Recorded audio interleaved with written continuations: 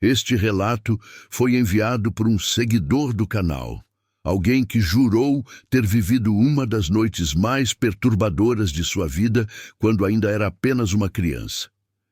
Ele diz que nunca contou isso para ninguém, nem para a própria família, porque até hoje não sabe explicar o que viu atravessando o terreiro do sítio dos avós naquela madrugada silenciosa, isolada, onde a única luz vinha da lua cheia e do lampião da varanda.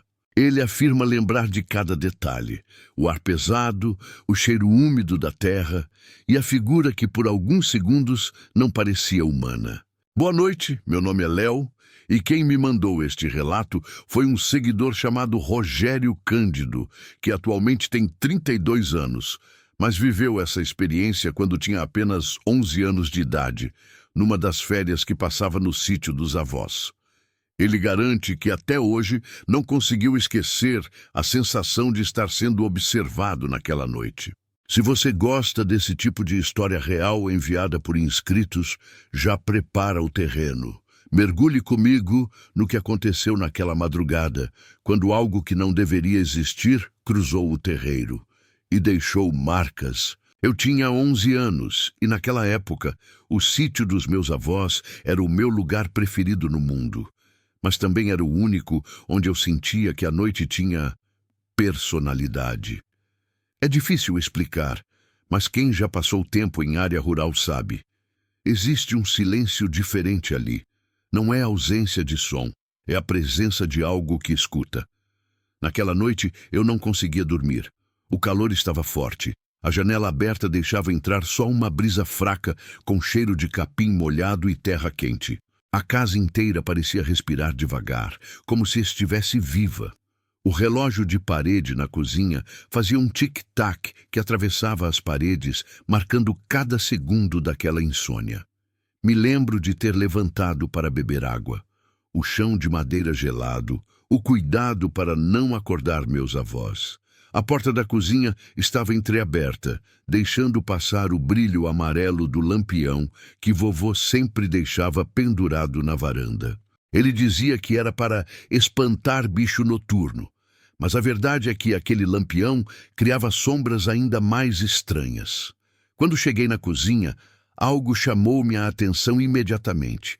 O silêncio tinha mudado. Não era mais aquele silêncio profundo da roça. Era um silêncio tenso, como se o ar tivesse prendido a respiração junto comigo. A primeira coisa que percebi foi o som, bem leve. Algo arranhando a terra do lado de fora. Passos. Não eram exatamente passos. Era como se algo deslizasse, arrastando peso. Fiquei parado, segurando o copo de alumínio. O som vinha e ia, como se circulasse o terreiro. Pensei em olhar pela janela, mas meu corpo não deixava. A sensação era tão forte que parecia que, se eu olhasse, encontraria algo olhando de volta. De repente, ouvi o cachorro do sítio, o Ferro, começar a rosnar baixo. Não aquele rosnado de aviso, mas um rosnado de medo. Ele estava embaixo da varanda e dava para ouvir suas patas arranhando a madeira, como se tentasse se encolher ainda mais. Meu coração começou a bater tão forte que achei que fosse desmaiar. Eu me agachei atrás da mesa da cozinha e tentei respirar sem fazer barulho. Então o som mudou. Não era mais arrastar. Era como passos, mas irregulares. Pesados demais para ser gente, precisos demais para ser animal grande e lentos demais para serem de um bicho assustado. Foi nesse momento que algo passou pela brecha da porta. Não era o corpo, não era a sombra, era só um fragmento de movimento. Um pedaço de uma forma que eu não reconheci, mas o suficiente para me congelar. O lampião balançou com o vento e a luz oscilante iluminou só por um segundo o terreiro. Foi aí que eu vi uma figura atravessando devagar, em silêncio absoluto. Ombros largos, caminho torto, como se não soubesse exatamente como usar o próprio corpo. Ela não olhou para mim, mas eu senti que sabia que eu estava ali. O cachorro parou de rosnar, e esse silêncio absoluto, foi o pior de tudo. A figura atravessou o terreiro inteiro e sumiu no breu atrás do pomar, e eu continuei ali, sem conseguir mover um músculo. Quando finalmente consegui levantar, a primeira coisa que fiz foi correr para o quarto e fechar a porta. Não lembro de ter dormido. Só lembro da sensação de que, a qualquer momento, aquilo poderia voltar. E, para ser sincero, às vezes eu acho que voltou. Eu acordei com o som de galinhas alvoroçadas do lado de fora. Ainda estava escuro, mas já era aquele momento em que o céu começa a ganhar um tom azul profundo. Na verdade, eu nem sabia se tinha dormido. Minha memória daquele amanhecer parece mais um borrão de medo e cansaço. A porta do quarto estava fechada, mas eu a tinha trancado na noite anterior. Isso eu lembrava. Mesmo assim, o barulho da varanda me fez levantar com o coração acelerado. Não era o tipo de barulho normal do sítio. Não era galho, não era vento, não era bicho pequeno. Era como se alguém estivesse caminhando devagar lá fora. E, no entanto, meus avós ainda não estavam acordados. Eu ouvi o rangido familiar das tábuas velhas da varanda. Só que havia um detalhe. Aquelas tábuas só rangiam quando alguém pisava nelas vindo da direção do terreiro. Não havia outro caminho. E o som estava vindo dali. Engoli seco e abri a porta do quarto devagar, tentando não fazer barulho. A casa estava fria, mais fria do que deveria estar em pleno verão. A cozinha estava como na noite anterior. O copo ainda em cima da mesa, a porta entreaberta, o cheiro da terra úmida entrando em ondas. Olhei para o lampião apagado. Ele não devia estar apagado. Vovô sempre deixava aceso até acordar. A primeira explicação que veio à minha cabeça foi: o vento apagou. Mas não tinha vento.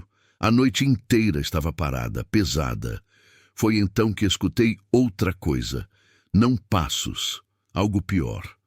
Um respiro, longe, mas não tão longe. Um respiro profundo, gutural, abafado, como se estivesse vindo de dentro das paredes do sítio, ou debaixo da varanda, ou de trás da porta. Eu congelei. Demorou alguns segundos até perceber que o som vinha do lado de fora. Lá fora, no terreiro. A porta da cozinha ainda estava entreaberta. Eu não queria olhar, não queria mesmo, mas algum instinto idiota me fez chegar mais perto. Cada passo parecia mais pesado que o anterior. Quando cheguei perto o bastante, coloquei só um olho pela fresta da porta. O lampião apagado estava no chão e havia marcas na terra, marcas profundas. Eu piscava várias vezes como se aquilo pudesse desaparecer. Não eram pegadas de animal conhecido. Não eram de gente. Pareciam marcas de algo grande que se apoiava nas mãos ou patas, mas também arrastava alguma parte do corpo. E elas vinham direto do pomar, justo o lugar onde a figura tinha desaparecido na noite anterior. Tentei chamar meu avô, mas a voz não saía. Era como se minha garganta estivesse travada. O cachorro, o Ferro, estava encolhido no canto da varanda. E pela primeira vez na vida, eu vi ele tremer. Ferro não tinha medo nem de cobra, mas naquele momento ele evitava até olhar para as marcas. Foi então que ouvi a porta do quarto dos meus avós abrir. Meu avô apareceu com o cabelo bagunçado e o rosto ainda meio adormecido, mas assim que percebeu onde eu estava e o que eu olhava, sua expressão mudou completamente. Rogério, entra para dentro. Agora. Nunca ouvi aquela voz dele. Era firme, dura e assustada. Ele fechou a porta imediatamente, sem nem olhar direito para fora. Depois trancou, coisa que ele nunca fazia durante o dia. Minha avó perguntou o que estava acontecendo, mas ele só disse: "Não sai para o terreiro. Hoje não." Ela insistiu, mas ele não respondeu. Apenas se aproximou da janela, levantou a cortina só o suficiente para espiar. Não sei o que ele viu, mas seu rosto ficou pálido, seco, rígido como pedra. Eu perguntei o que era. Ele demorou um pouco para responder. "Às vezes, umas coisas passam por aqui", disse com a voz baixa. "Coisas que não gostam de ser vistas." Meu coração batia tão forte que doía. Eu tentei perguntar mais, mas ele não deixou. "Não fala disso. Nunca." nem com ninguém. Ele não estava bravo. Ele estava com medo. O resto da manhã foi estranho. Meu avô não deixou ninguém sair. Minha avó achava que era por causa de algum bicho bravo no mato, talvez uma onça, mas eu tinha certeza que não era isso. Às vezes, durante o café, eu via meu avô espiando pela janela de novo, sempre para a mesma direção, o pomar. E por mais que eu tentasse fingir que estava tudo bem, uma dúvida me perseguia. Aquela coisa tinha atravessado o terreiro na noite anterior. Mas ela já estava ali antes disso, observando, esperando. E pior ainda, ela voltaria. O silêncio depois daquele último arrastar foi tão profundo que parecia que o ar tinha parado de existir. Era como se o mundo inteiro estivesse prendendo a respiração junto com a gente. Minha avó apertava minha mão com tanta força que eu sentia a circulação diminuir. Ferro, o cachorro, nem rosnava mais. Estava completamente imóvel, como se fingisse não estar ali. Meu avô, parado diante da janela, parecia uma estátua. Os ombros rígidos, a mão apoiada no vidro, como quem impede uma força invisível de atravessá-lo. Eu nunca tinha visto meu avô daquele jeito. Ele era o tipo de homem que enfrentava tempestade, cobra, onça, qualquer coisa. Mas aquela noite transformou ele em alguém que eu mal reconhecia. Então, naquele silêncio sufocante, algo respirou. Um único suspiro, longo, profundo, gutural. Tão próximo da parede externa que eu consegui sentir o som vibrar no chão. Minha avó levou a outra mão à boca para não gritar. Meu coração batia tão rápido que parecia doer. Meu avô sussurrou sem virar o rosto. Não olha. Não importa o que faça, não olha. Mas a lamparina piscou, forte, e por um segundo a sala ficou quase escura. E nesse reflexo instintivo, meus olhos se moveram para a janela ao lado. Eu juro por tudo que é mais sagrado. Tinha algo ali. Não consegui ver a forma inteira, mas deu para ver uma sombra enorme, curvada, apoiada em alguma coisa como se tivesse altura demais para ficar ereta. E então vi o contorno de uma mão. Mas não era uma mão humana. Era longa, fina. Os dedos eram curvos, tortos, e pareciam tocar a parede com a ponta, testando, sentindo, como se buscassem rachaduras.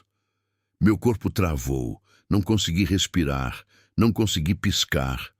A sombra se moveu um pouco, inclinando o que parecia ser a cabeça, como se estivesse ouvindo nossa respiração. Como se soubesse exatamente onde estávamos dentro da casa. Meu avô fechou a cortina de uma vez, com um movimento brusco. Depois se afastou, suado, pálido, como se tivesse encarado a morte. Ela vai embora, ele disse baixinho, quase implorando. Só não deem atenção, não chamem, não respondam. Por alguns minutos, ou talvez horas, eu nunca vou saber, ficamos completamente imóveis. O único som era o nosso próprio medo. De vez em quando a casa tremia levemente, como se algo grande roçasse a parede por fora, até que tudo parou. Nada, nem vento, nem o som dos bichos da noite, nem o farfalhar das folhas do pomar. Silêncio absoluto. Meu avô só voltou a se mexer quando a primeira luz do amanhecer começou a aparecer pelas frestas do telhado. E mesmo assim, ele esperou mais alguns minutos antes de abrir a porta. Quando finalmente abriu, o ar fresco da manhã entrou, mas não trouxe alívio. As marcas estavam lá, e não eram poucas. Cercavam a casa inteira. Como se aquilo tivesse dado a volta mais de uma vez, como se estivesse estudando cada parede, cada canto, cada entrada. O lampião estava no chão novamente, e amassado, como se algo tivesse apertado ele com uma força que ser humano nenhum teria. Meu avô me proibiu de sair sozinho por dias, e durante o resto das férias ele evitou olhar para o pomar. Eu também. Porque às vezes, quando o sol se punha e o céu ficava vermelho, eu achava ver algo parado entre as sombras, algo alto demais, tortuoso demais, parado demais para ser bicho, algo que parecia saber que eu tinha visto. Rogério Encerrou o relato dizendo que, agora adulto, entende que talvez aquilo não fosse um animal, nem uma pessoa, nem nada que se encaixe em qualquer explicação que a gente conheça. Ele também disse que nunca mais voltou ao sítio dos avós depois daquela noite, e que de vez em quando visita lugares muito silenciosos, ele ainda ouve aquele primeiro arrastar na terra, e jura mesmo, que aquilo nunca esqueceu dele. Este relato foi enviado por um seguidor do canal que preferiu permanecer anônimo, dizendo apenas que hoje tem 38 anos, mas que tudo aconteceu quando ele tinha 12, numa das últimas vezes em que visitou o sítio da família no interior de Minas. Ele diz que o que viveu naquela casa ainda o acompanha até hoje, principalmente quando tenta dormir em lugares silenciosos. Ele garante que nunca esqueceu a sensação de que o sítio tinha um quarto que respirava. Um quarto que ninguém usava, ninguém limpava e que parecia esperar pacientemente alguém entrar. Naquele ano, ele entrou. O segundo relato de hoje chegou até mim da forma que todos os mais assustadores chegam, escrito com pressa, com frases quebradas, como se a pessoa tivesse medo até de lembrar. O seguidor contou que evitou esse assunto por décadas, mas decidiu finalmente dividir o que viu naquela casa. Nem meu canal, nem meus vídeos, nem sequer as histórias que já ouvi daqui chegam perto do desconforto que esse relato carrega. Se você está ouvindo isso à noite, talvez seja melhor acender uma luz, porque o que ele viveu naquele quarto abandonado do sítio não devia ser lembrado, mas ele lembrou. Eu sempre gostei do sítio da minha família. Era simples, afastado, cheio de histórias sobre colheita, enchente, fogueira à noite, nada sobrenatural. Pelo menos até aquele ano. A casa tinha 3 quartos. O dos meus avós, o que eu dividia com meus primos, e o terceiro, o quarto que ninguém usava. Era uma regra não escrita da casa: não abrir, não entrar, não mexer. Minha avó dizia que era só entulho, mas a forma como ela falava não parecia combinar com caixas velhas. Desde pequeno eu evitava até olhar para aquela porta. Ela ficava no fim do corredor, sempre encostada, nunca trancada. E ainda assim, nunca mudava de posição, como se ninguém ousasse tocar nela. Naquela noite, porém, tudo estava diferente. Eu acordei com um barulho, leve, ritmado, como se alguém batesse devagar na parede. Achei que era galho, vento, qualquer coisa. Mas o som vinha de dentro da casa. Levantei devagar, tentando não acordar meus primos. As tábuas do chão rangiam sob meus pés descalços enquanto eu seguia pelo corredor estreito. O ar estava quente, parado. Mas quando cheguei perto do quarto proibido, senti um frio súbito, um ar gelado escapando por baixo da porta. O barulho continuava. Tum, tum, tum, como se alguém estivesse sentado no chão do quarto, batendo a mão contra a parede de madeira, lentamente. Eu sabia que devia voltar. Sabia que meus avós ficariam furiosos, mas a curiosidade foi mais forte do que o medo.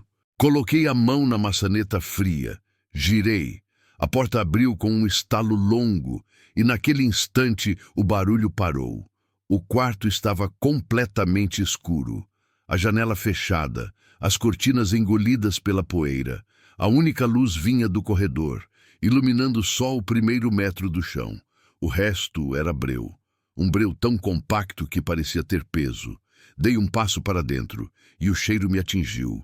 Um cheiro de madeira molhada, mofo e algo mais. Algo parecido com respiração quente. Tentei acender o interruptor, mas não funcionava.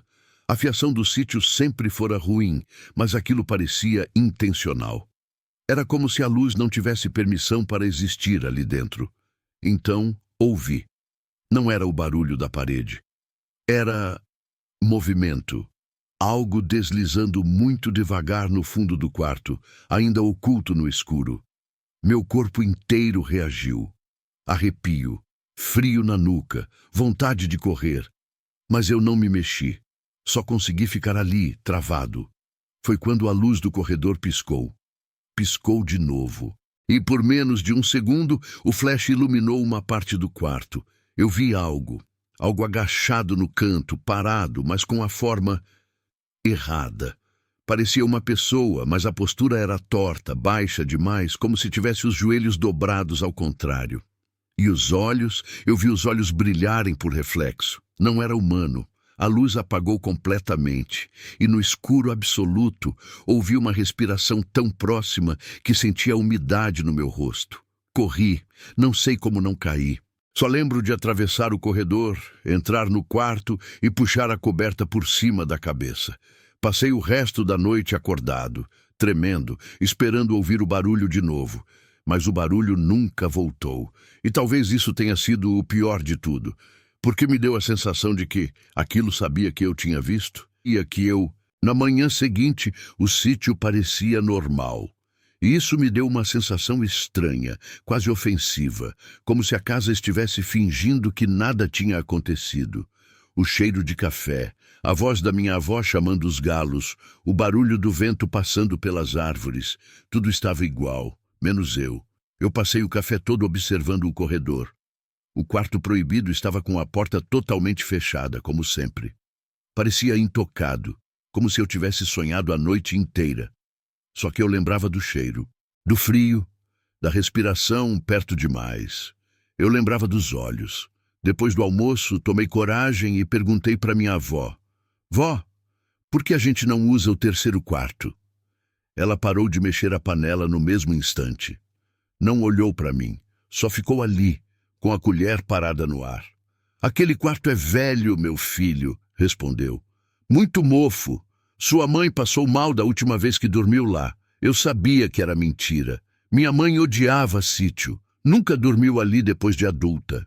E mesmo criança, dormia com meus avós. Mas antes que eu pudesse insistir, ela me cortou. Só não entra lá. Faz isso pra vó. O tom dela não era de bronca, era de medo.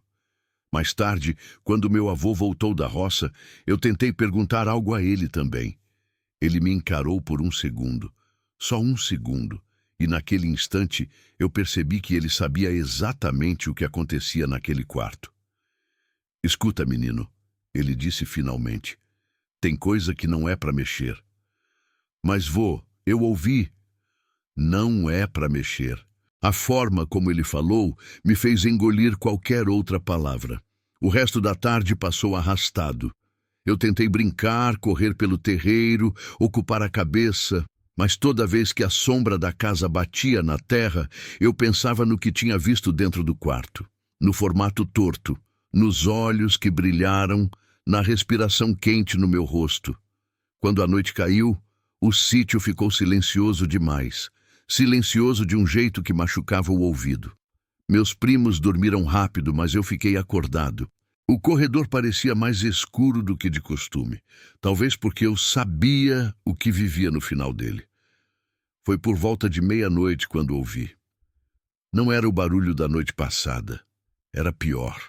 Era movimento dentro da parede, como unhas arranhando madeira por dentro, devagar, delicado, como se algo estivesse procurando um ponto fraco. Eu sentei na cama, prendendo a respiração. Quando o barulho parou, por alguns segundos, achei que minha mente estivesse pregando peça. Mas aí veio o segundo som. A maçaneta do quarto proibido girou, devagar, muito devagar. Girou e parou. Eu queria gritar, mas nada saiu. A porta rangeu, só 1 centímetro, o suficiente para a escuridão do quarto se misturar com o corredor. E então ouvi a respiração, a mesma da noite anterior, do mesmo jeito, profunda, úmida, quase humana. Mas não era humana.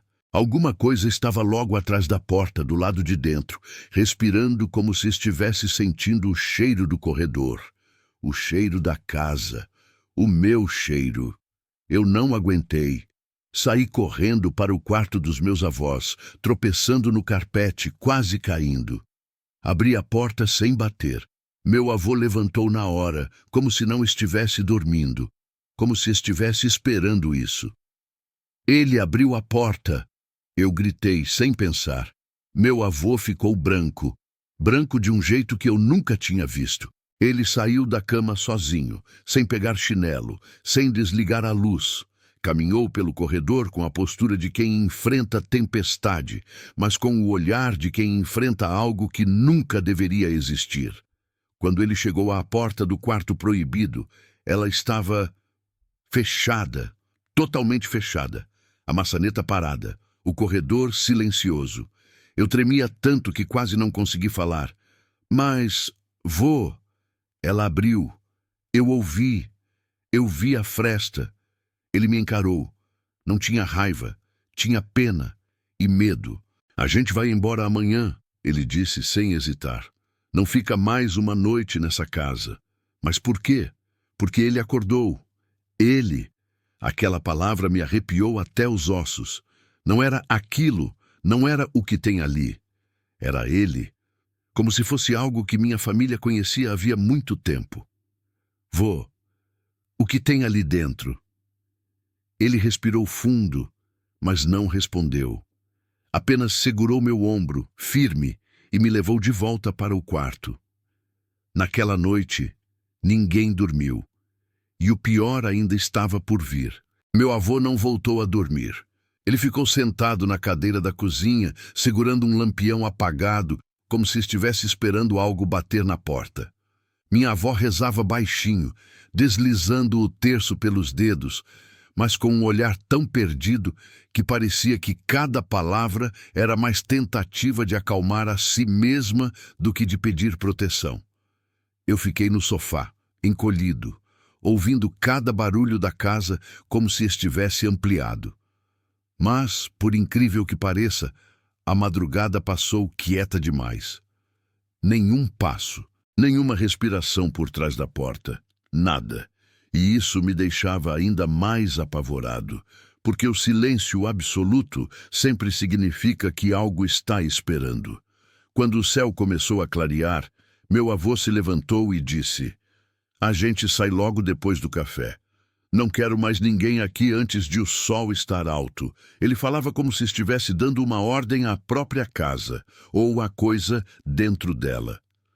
Tomamos café em silêncio. Meus primos, que não tinham visto nada, achavam que era frescura. Minha avó tremia tanto que mal conseguia segurar o pão, e meu avô evitava olhar para o corredor, especialmente para a porta do quarto proibido. Enquanto arrumávamos as malas, ele me chamou de lado. "Não fala nada disso para ninguém da família, nunca." "Mas, vô, tem algo vivendo lá dentro." "Eu sei." A forma como ele disse "eu sei" fez minha espinha gelar. Não foi surpresa, não foi choque, foi familiaridade. E isso significava que aquilo não era novo. Quando estávamos quase saindo, meu avô pediu para eu esperar no terreiro. Disse que ia fechar a casa. Eu fiquei lá fora, sentindo o ar quente da manhã e tentando respirar fundo. Mas ainda havia algo errado. O vento estava parado. Nenhum balanço nas árvores, nenhum som de galinha, nem os insetos cantavam. Era como se o sítio inteiro estivesse segurando o fôlego. Do nada, ouvi um estrondo. Um impacto pesado, forte, vindo de dentro da casa. Meu avô gritou: "Fica aí!" Mas eu não consegui. Instinto, curiosidade, medo, tudo se misturou e me puxou para a porta. Cheguei bem na hora em que ele fechava o cadeado principal do corredor. "O que aconteceu?" Ele tentou abrir outra porta. Outra porta. Não aquela. Outra. Meu avô estava suado, pálido, respirando como se tivesse corrido. Caminhou para fora da casa e fechou a porta da frente com uma rapidez que eu nunca vi nele. "A gente vai embora. Agora." Entramos na caminhonete.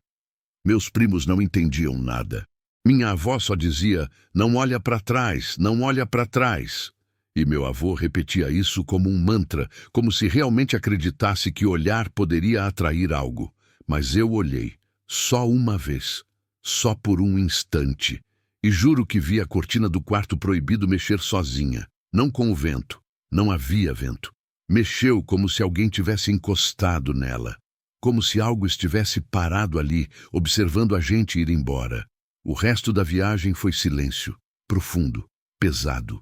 O silêncio de quem viu algo que não devia ver. Anos depois, já adulto, perguntei à minha mãe sobre aquele quarto. Ela mudou de assunto na hora. Quando insisti, ela ficou séria e disse apenas: "Seu avô nunca devia ter deixado você abrir aquela porta." E então ela falou algo que me deixou paralisado. "Aquilo sempre esteve lá, antes de você nascer."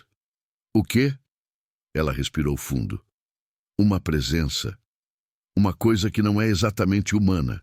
A gente tentou fechar aquele quarto para nunca mais despertar o que vive ali. Despertar. Essa palavra nunca saiu da minha cabeça." O seguidor encerrou o e-mail dizendo que nunca mais voltou ao sítio, que a casa continua lá trancada, abandonada, com o quarto proibido intacto. A família nunca vendeu, nunca derrubou, nunca reformou. Ninguém entra, ninguém limpa, ninguém tenta abrir. Mas de vez em quando, vizinhos que passam pela estrada dizem que à noite dá para ver uma luz fraca se movendo dentro do último quarto, como se algo continuasse acordado, esperando que alguém abra a porta de novo. Este relato foi enviado por um seguidor chamado Marcos Rangel, hoje com 41 anos. Ele disse que nunca conseguiu falar sobre o que viveu no sítio do tio quando tinha apenas 13 anos, porque até hoje teme ser considerado louco. Ou pior, teme reacender algo que ele acha que ainda o observa, quando o silêncio da madrugada fica profundo demais. Ele afirma que tudo começou com um som fraco, quase imperceptível, vindo da caixa d'água antiga no quintal. Um sussurro. Um sussurro que parecia repetir o nome dele e que parecia vir de dentro da água. Naquela noite ele descobriu que o sítio escondia mais que memórias de infância. O relato que você vai ouvir agora me deixou arrepiado do início ao fim. O Marcos disse que tentou enviar essa história para outras pessoas, mas nunca conseguiu ir além da primeira frase. Até hoje. Ele jurou que cada palavra que escreveu ainda dói, como se lembrasse de algo que quer permanecer esquecido. Se você está em um lugar escuro, talvez seja melhor acender uma luz, porque essa história não envolve fantasmas comuns, nem vultos no mato. Envolve algo que vivia escondido acima de todos, observando, escutando, esperando. E Marcos diz que ainda escuta o sussurro até hoje. Eu tinha 13 anos quando passei algumas semanas no sítio do meu tio Ademar, no interior de Goiás. Era um lugar simples, com cheiro de terra molhada, galinhas atravessando o terreiro e uma caixa d'água enorme apoiada numa torre de madeira que rangia sempre que ventava. Eu sempre tive medo daquela caixa d'água, nunca soube explicar o motivo. Era só um pressentimento, sabe? Aquele tipo de sensação que você sente antes mesmo de entender o porquê. Quando o vento batia, ela balançava devagar e o som ecoava na madrugada inteira. Meus primos achavam graça. Eu evitava até olhar. A coisa toda começou numa noite quente, quando acordei com sede. Levantei, fui até a pia da cozinha e abri a torneira. A água saiu morna, com cheiro estranho, como se tivesse ficado parada. Foi aí que eu ouvi. Um som fraco, um suspiro. Não, um sussurro. Demorei alguns segundos para perceber que vinha do lado de fora, da direção da caixa d'água. Eu fechei a torneira devagar. O som continuou. Era como uma voz abafada por água, e eu juro, parecia dizer meu nome. Marcos. Eu congelei. O som repetiu, arrastado, como se lutasse para atravessar camadas de água. Marcos. Eu queria acreditar que era vento, algum bicho noturno, qualquer coisa. Mas não era vento, não era bicho, era voz, e estava me chamando. Saí devagar para a varanda sem fazer barulho. O terreiro estava escuro, iluminado só pela lua. A caixa d'água parecia maior do que durante o dia, projetando uma sombra torta na terra. O som ficou mais claro. Marcos. Eu dei um passo para trás. A madeira da varanda rangeu. Foi então que ouvi batidas fracas na lateral da caixa, como se algo estivesse raspando por dentro. Meu sangue gelou. Corri para o quarto e me enrolei na cama, tremendo. Passei o resto da noite acordado, ouvindo aquele sussurro que parecia escorrer pelo vento. De manhã, tentei fingir que nada tinha acontecido. Meus primos brincavam, meu tio cuidava da horta, tudo parecia normal. Mas no fundo, eu sabia que algo estava errado. Fui até a caixa d'água com a desculpa de pegar um brinquedo no quintal. Olhei para cima. O sol iluminava a tampa metálica, e era aí que eu deveria ter parado. Mas não parei. Eu escutei. Um barulho leve, como uma unha arranhando por dentro da tampa. "Não sobe aí não, menino", meu tio gritou do galinheiro. "Essa caixa é velha, perigosa." Eu voltei correndo, mas passei o dia sentindo que alguém sussurrava meu nome cada vez que o vento batia. E eu estava certo. Aquilo não tinha acabado. A verdade é que estava só começando. Eu passei o dia inteiro tentando não olhar para a caixa d'água, mas era como se algo lá em cima me chamasse. Toda vez que o vento batia, eu tinha certeza que ouvia aquele som abafado, aquela voz arrastada, como se estivesse presa dentro de litros e litros de água suja. Marcos. Não era possível. Eu sabia que não era possível. Mas a voz insistia. Na hora do almoço, sentei à mesa tentando fingir normalidade. Meu tio, sempre calado, percebia tudo. Ele olhava para mim com o senho franzido, como se soubesse exatamente o que eu havia escutado, como se esperasse por isso. "Dormiu mal?" ele perguntou. "Um pouco." Ele continuou olhando, mais fundo, quase como se quisesse descobrir quão perto eu cheguei da verdade. "Só não fica andando no quintal sozinho", ele disse sem tirar os olhos de mim. Essa frase me deixou inquieto. Ele sabia, com certeza sabia. Depois do almoço, ele disse que ia até a cidade buscar ração. Meus primos foram jogar bola na estrada, mas eu fiquei perto da casa, observando a caixa d'água de longe. Era como se a estrutura estivesse inclinada a meu favor. Como se o vento que batia nela empurrasse o som diretamente até mim. E então eu ouvi de novo. "Marcos." Só que dessa vez não era um sussurro. Era claro, direto, como se estivesse mais perto. O som não vinha mais de dentro da caixa, vinha da torre de madeira, como se algo estivesse descendo devagar por dentro das ripas, arranhando a superfície. Eu não queria me aproximar, mas parecia impossível resistir. Cada passo que eu dava diminuía o som, como se ele estivesse brincando com distância e direção. Quando cheguei ao pé da torre, o barulho sumiu, completamente. Toquei a madeira com a ponta dos dedos. Estava gelada, gelada de um jeito estranho, incompatível com o calor do dia. Um frio que parecia vir de dentro, não de fora. Marcos, dessa vez, veio de cima, bem de cima. Eu ergui a cabeça devagar. A tampa metálica da caixa d'água estava entreaberta. Eu tinha certeza absoluta de que, horas antes, estava fechada. Meu corpo inteiro travou. Um cheiro forte de água parada desceu até mim. Cheiro de coisa velha, cheiro de algo que não pertence à superfície. Foi então que um som mais pesado rompeu o silêncio. Ploc, ploc, ploc, como gotas grossas caindo lá de cima. Mas não parecia água. Parecia passos, passos molhados. Eu dei 2 passos para trás. A madeira da torre estalou como se algo grande estivesse se movendo dentro dela. E então vi. Algo mexeu atrás da tampa, muito devagar, algo que parecia uma mão, mas não era exatamente uma mão humana. Dedos longos, finos, escuros, como se estivessem inchados pela água. Eu entrei em pânico, corri para dentro da casa, bati a porta, me tranquei no quarto, e foi no silêncio daquela tarde abafada que percebi. A voz não vinha da caixa, nem da torre. Vinha de dentro da minha cabeça, e vinha ainda mais clara.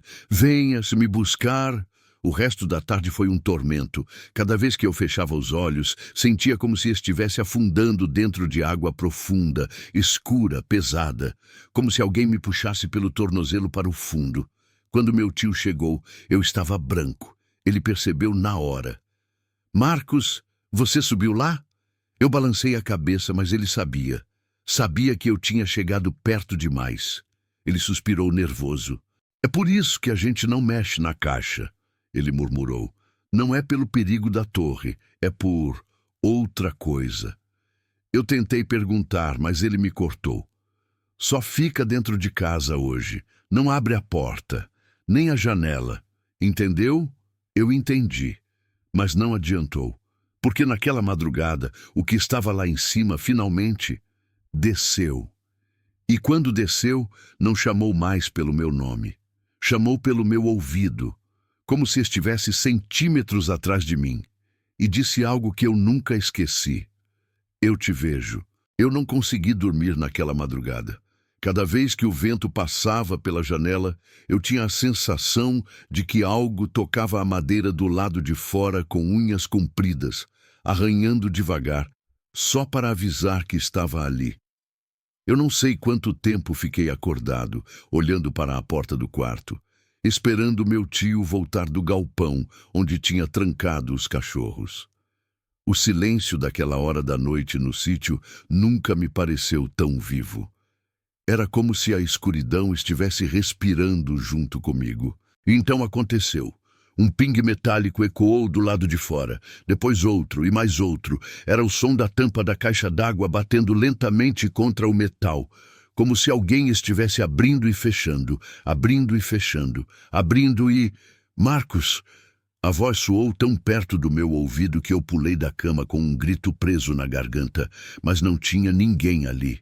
Nenhum movimento, nenhuma sombra, nem sequer o som do vento, só a voz. Eu ouvi de novo, dessa vez vindo de cima, como se estivesse escorrendo pelo teto. Você já me ouviu. Agora eu posso descer. Meu peito travou. Meu corpo gelou. A casa inteira pareceu encolher. O ar ficou pesado, úmido, como se estivesse se enchendo de água invisível. Eu saí correndo pelo corredor, desesperado para encontrar meu tio. A luz da cozinha estava acesa, mas ele não estava lá. O relógio marcava quase 3 da manhã.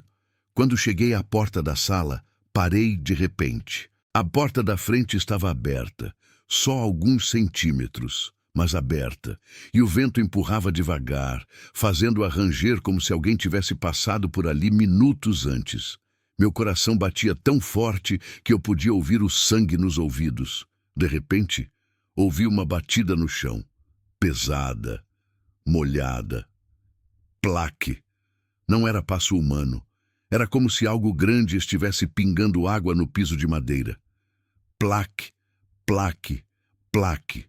Cada passo mais próximo. Eu recuei, tropeçando no tapete, sem coragem de olhar na direção do som. E então vi, pelo reflexo rápido do vidro da estante, uma sombra atravessando a porta da sala. Alta, curvada, com braços longos demais, e pingando, pingando como se tivesse acabado de sair de um poço profundo. Eu fechei os olhos com força, esperando sentir mãos geladas me agarrarem, esperando o pior. Mas, de repente, uma voz real, humana, firme, quebrou o momento. Marcos, não olha! Era meu tio. Ele veio correndo do galpão, sujo, suado, com uma lanterna na mão. A luz da lanterna bateu na sombra, e ela recuou como se tivesse queimado. A forma se retraiu, se contorceu como um corpo que não lembra mais como se sustenta, e então fugiu para fora da porta com uma velocidade impossível, escalando a torre da caixa d'água como se fosse feita de papel. Meu tio trancou a porta na mesma hora. Depois trancou a segunda tranca. Depois empurrou um armário contra ela. Ele tremia. Eu também. O que era aquilo? Eu gritei chorando. O que estava me chamando? Ele não respondeu na hora. Só colocou a mão no meu ombro e disse: Não vá mais perto da caixa. Nunca mais. Ela não é só água. Nunca foi. Depois disso, ninguém dormiu. Assim que amanheceu, meu tio chamou um vizinho, subiram na torre e esvaziaram a caixa inteira. Demoraram horas, litros e litros de água suja escorrendo pelo chão. Quando abriram o fundo da estrutura, encontraram roupas velhas, sacos rasgados e algo que parecia muito com ossos de animais, mas pequenos, demais, como se algo tivesse se alimentado ali, algo que não devia existir. Antes de irmos embora naquele mesmo dia, meu tio se ajoelhou, colocou a mão no meu ombro e disse: "Você ouviu porque é novo. Criança escuta o que adulto tenta esquecer. Eu nunca mais voltei ao sítio. Nunca mais ouvi o nome dele sem arrepiar. Mas às vezes, quando a casa fica silenciosa demais, quando o vento passa pelo telhado, eu ainda escuto. Marcos, e sei que não é imaginação, porque sempre que essa voz aparece, a caixa d'água da minha cidade começa a ranger.